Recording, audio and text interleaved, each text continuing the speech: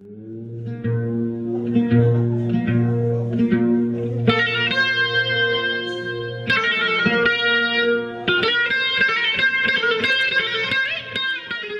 call themselves Los Indignados, the indignant ones, and have staged a brazen takeover of Spain's city squares in defiance of the state and its laws. Tens of thousands protesting across the country ahead of tomorrow's local elections.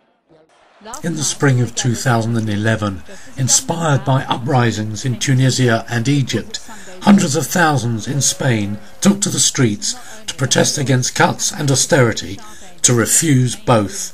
Their outlook was decidedly internationalist and anti-state. Politicians under pressure as never before to come up with political and economic solutions, and fast.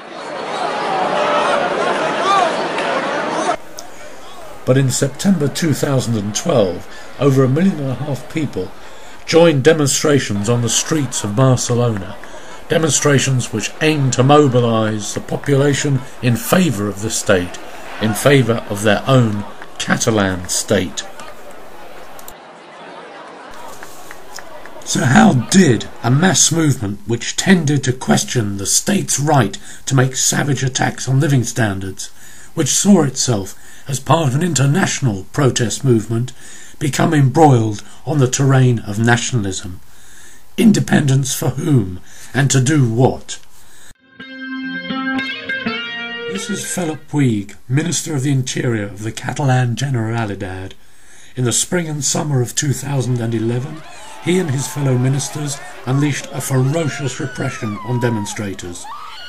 But in 2012, the ministers walked among their victims, claiming to be their saviours. How did this happen, and who benefits?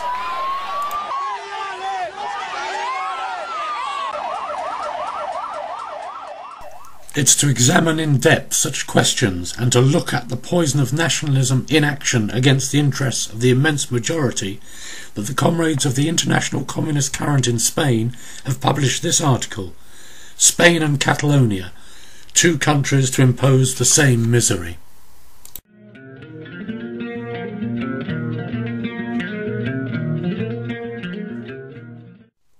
You can access the article on www.internationalism.org.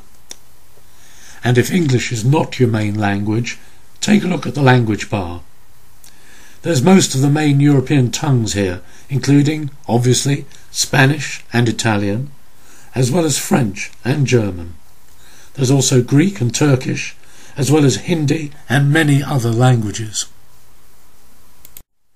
This site is far from being received wisdom, and you can make your own contribution by following the international discussions in the discussion forum and leaving your critiques, contributions and criticisms. Visit www.internationalism.org for your proletarian perspectives.